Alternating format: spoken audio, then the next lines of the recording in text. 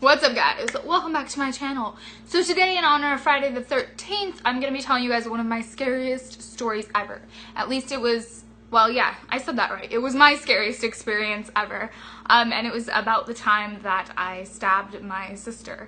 So this story takes place when I was like probably 10, 11, and my sister would have been 5 or 6. I realized that sounds like I'm a really bad sister, which I was, but also you guys have to understand my sister. So my sister was literally a little tiny devil nightmare child. My mom actually said at one point that she would be surprised if my sister did not end up in jail for killing someone before she turned 18.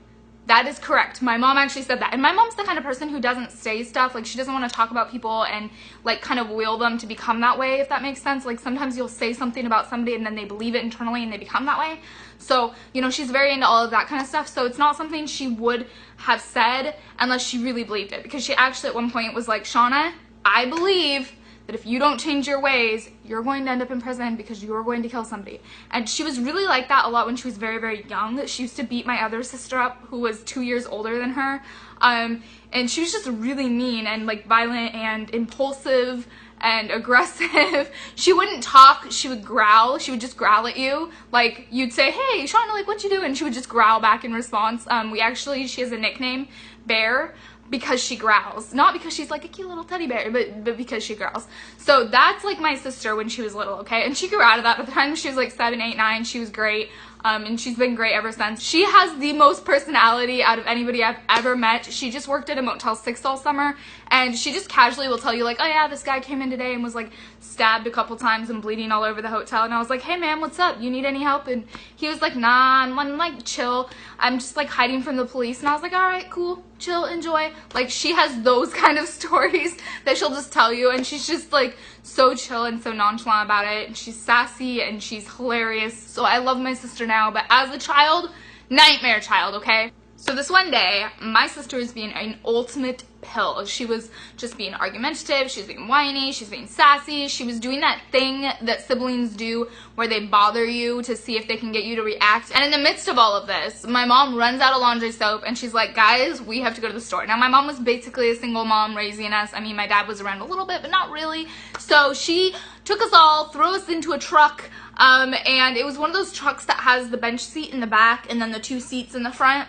Well, technically it has 3 seats, like 3 people can fit in the front, but if you're in that middle seat, you have to like straddle the stick shift. That was like the truck we were in.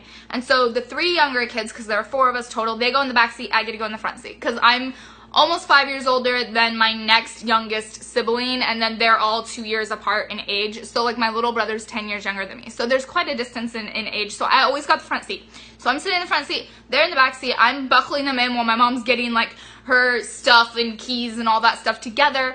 We leave, we go to the store, we get to the store, and she's like, Kelsey, can you please stay in the car and watch the kids? I will be right back. I'm just gonna run in, I'm gonna get laundry soap. And like, it'd been a hectic day, so I, like, obviously, yeah, we're gonna just stay in the car. And this is like a time and place where like leaving your 10-year-old / 11-year-old, I'm not really sure how old I was, in the car with your kids wasn't like a big deal. So as my mom's leaving the car, I like pull out my books and I'm doing my school. I think I was doing math, which is like my least favorite subject, so as if that's an excuse for what I did next. So I'm doing my schoolwork, and my sister is behind me, the one that's been a pill all day, Shauna, and she's kicking the back of my chair. She just like starts by just like kicking it once. And then I'm like, Shauna, stop. And then she kicks it like a few more times. And then I'm like, Shauna, stop. And all the while she's back there pestering my sister as well, my other sister. She's like pinching her. She's poking her. She's just being super obnoxious. So she's back there causing her disastrous wave of terror. And she just continually is kicking the chair. And I'm like, Shauna, stop. I just keep telling her to stop. At one point, I turned around and I like grabbed her feet and I like looked her in the eye and I was like, knock it off. And then I like let her go and I turned around and I kept doing my work.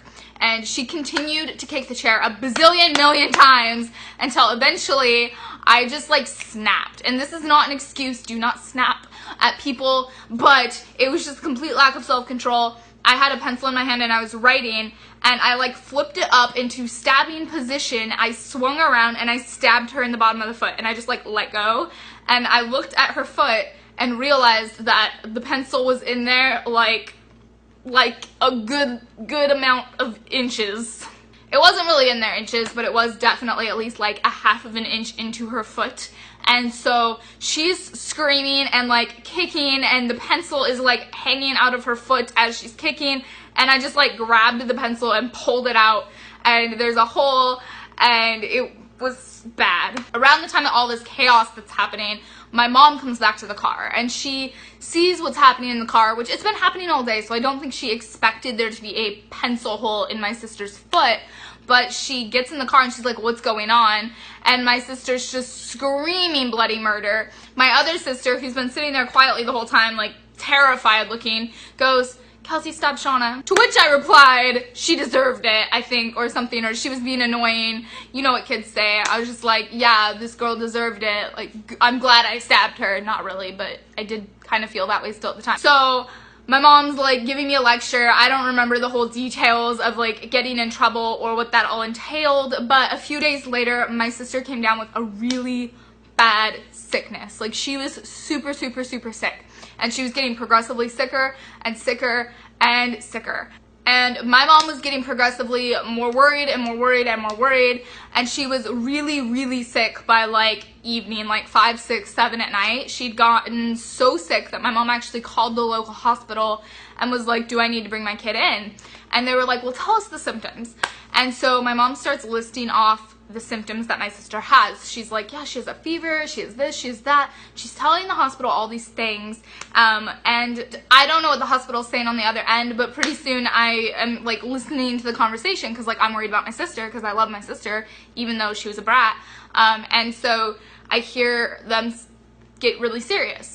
And my mom got off the phone with the hospital and she goes, they think that your sister has tetanus, and there's nothing that they can do for tetanus if she's this far along, so she's probably going to die. Now, I don't remember how this whole conversation kind of went after that point, but essentially my mom kind of told me that she believed and the hospital believed that me stabbing my sister in the foot with the pencil had given her tetanus. I felt so bad about this whole situation. I like literally knew that it was my fault. I knew that if my sister died, which at this point I was convinced that she was going to die, but if she died, it would be my fault. So I asked my mom if I could stay up with her overnight, because this was like, it was evening time when she called the hospital in the first place, and they kind of were like, oh, well, has she had the tetanus shot? Has she, you know, had, what are the symptoms? And everything was like lining up right. And now, by the way, just public service announcement, if you get tetanus, they can like treat it. If you start treating it early enough, there is still a pretty high like death rate of people who get tetanus and don't treat it, but you know, you can treat it even if you haven't had a tetanus shot. So don't just like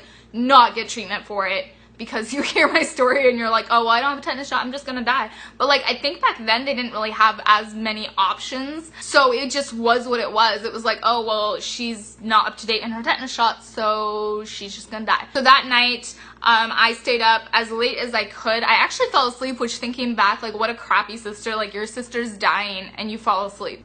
I don't think I slept well for the amount of time I slept, and at some point I woke up and it was early morning. It was still dark out, probably 4 or 5 in the morning, and my mom saw me and she's like, hey, Shauna's gonna be okay. Now, what's kind of interesting about all of this is that I knew in my heart, and I think my mom knows in her heart, that my sister had tetanus and she was dying. And I think we both kind of think that it was a complete miracle that she did start recovering and did recover from it. And maybe that's just us being like too superstitious or something, but everything pointed to the fact that she was just going to die from tetanus and she didn't. And maybe that's just my perception of like being a child.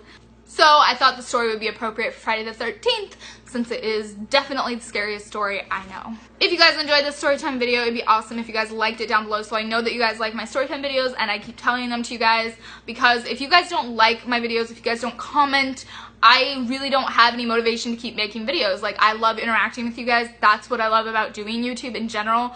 And also, if you're not subscribed and you want to subscribe, you can subscribe. I'm putting out a new video every day during October for Vlogoween, and I'll see you guys tomorrow. Bye!